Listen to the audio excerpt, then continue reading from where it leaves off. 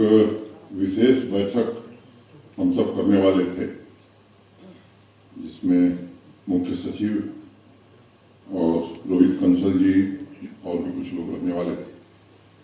एक विशेषज्ञों की समिति आज जम्मू कश्मीर में 24/7 पावर कैसे मिले, ये काम उनको सौंपा गया था।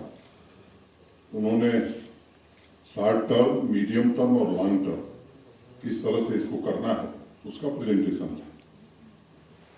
संयोग की बात है कि आज भारत सरकार की कैबिनेट में जो प्रधानमंत्री जी के अध्यक्षता में आज संपन्न हुई, उसमें एक आप सबके ध्यान में होगा कि लंबे समय से रटले प्रोजेक्ट का नाम आप सब सुन रहे हैं।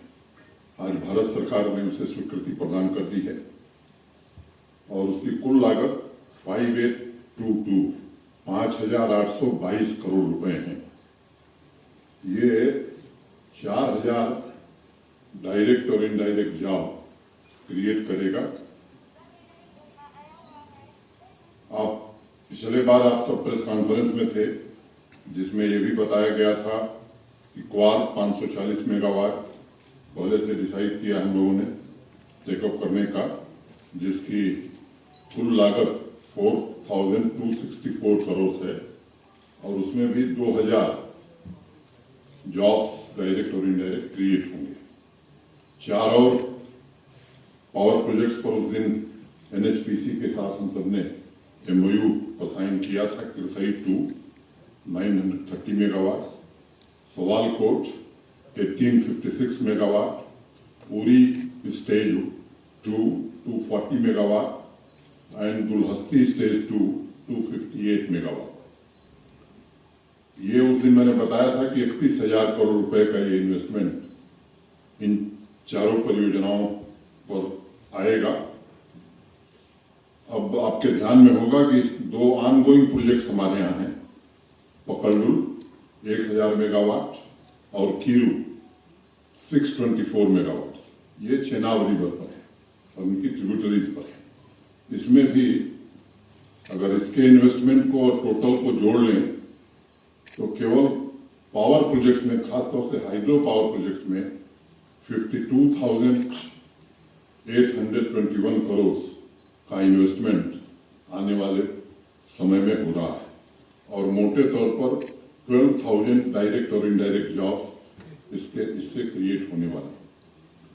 उस दिन जब पावर मिनिस्टर यहाँ थे, आप सबने सुना कि मिनिस्ट्री ऑफ पावर और मिनिस्ट्री ऑफ स्किल डेवलपमेंट मिल करके ये ट्रेनिंग सेंटर्स यहाँ इन प्रोजेक्ट के साथ NHPC स्टार्ट करेगी, ताकि यहाँ के स्थानीय युवकों को ट्रेन करके उन्हें इन प्रोजेक्ट्स में लगाया जा सके।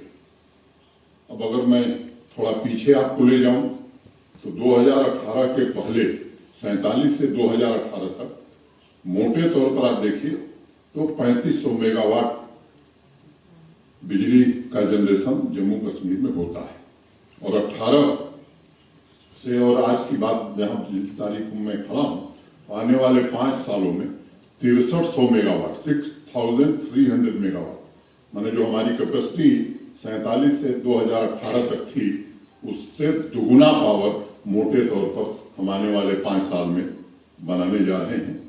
इसके लाभ आप स्वाभाविक रूप से समझ सकते हैं कि एक तो सेल्फ रिलायंट पावर में हो जाएगा स्टेट, पावर डेफिसिट से पावर सरप्लस स्टेट हम बनेंगे, फास्टर ग्रोथ होगी, डेवलपमेंट होगा और 12,000 डायरेक्ट और इनडायरेक्ट जॉब्स भी क्रिएट होंगे।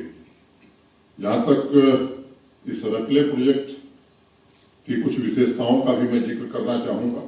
मैंने पहले आपको बताया कि ये 5,281.94 करोड़ की लागत से 850 मेगावाट का ये हाइड्रो पावर प्रोजेक्ट होगा और इसमें 51% NHPC का और 49% JKSPDC की इक्विटी होगी। जो सबसे मजेदार बात है, या मैं कहूं कि शायद ये पहली बार ऐसा हो रहा है कि बिना एक पैसे लगाए जम्मू कश्मीर एक पावर प्रोजेक्ट में आधे का हिस्सेदार, लगभग आधे का बनने जा रहा है। जो इक्विटी हमारी है 776.44 776.44 करोड़, ये भारत सरकार दे रही है। और जो 51% एनएचपीसी का है वो एनएचपीसी खुद वहन करेगा। आज जो तय हुआ है कि ये 60 महीने में, मैंने 5 साल में कमीशन कर दिया जाएगा। ये प्रोजेक्ट वायबल हो, इसके लिए हमने कुछ कंसेशन दिए और मुझे याद नहीं है, आपसे भी मैं चाहूंगा कि आप पता करें। ये देश की पहली पावर प्रोजेक्ट है कि जिस साल कमीशनिंग शुरू होगी उसी साल से पावर मिलना हमें शुरू हो जाएगा। ये ऐसा एमओयू देश के किसी राज्य ने आज तक नहीं किया था। 1% से शुरू होगा और 12वें साल में 12% हमको मिलेगा। अगर मैं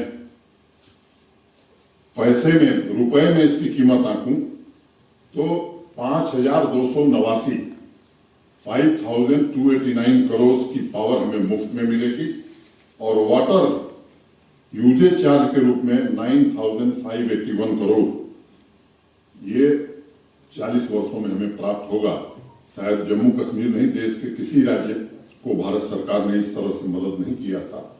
मैं देश के सम्माननीय प्रधानमंत्री श्रीमान नरेंद्र मोदी जी का और भारत सरकार की पूरी कैबिनेट का अपनी ओर से और आप सबकी ओर से, जम्मू कश्मीर के लोगों की ओर से हृदय से आभार व्यक्त करना चाहता हूं।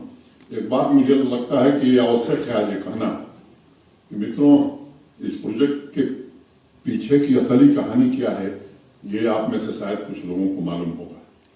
लंबे समय से आप रटले रटले सुन रहे हैं, लेकिन मुझे लगता है कि कमी थी दृढ़ इच्छा शक्ति की। पाकिस्तान बार बार धमकी देता था कि यार इंटरनेशनल कोर्ट में ले जाएंगे आर्बिट्रेशन के लिए, वर्ल्ड बैंक ले जाएंगे, वर्ल्ड बैंक में रिप्रेजेंट करेंगे। तो जो सरकारें थी शायद वो फैसला इस कारण से नहीं ले पाती थी। आज देश को एक मजबूत नेतृत्व है जिसने सब कुछ दरकिनार करके जम्मू कश्मीर के हितों को सर्वोपरि मानते हुए इस प्रोजेक्ट की स्वीकृति भी प्रदान की है और इक्विटी का पैसा भी जम्मू कश्मीर के लिए भारत सरकार की ओर से उपलब्ध कराया है। मैं फिर से एक बार देश के प्रधानमंत्री श्रीमान नरेंद्र मोदी जी का हृदय से आभार व्यक्त करता हूं। Thank you.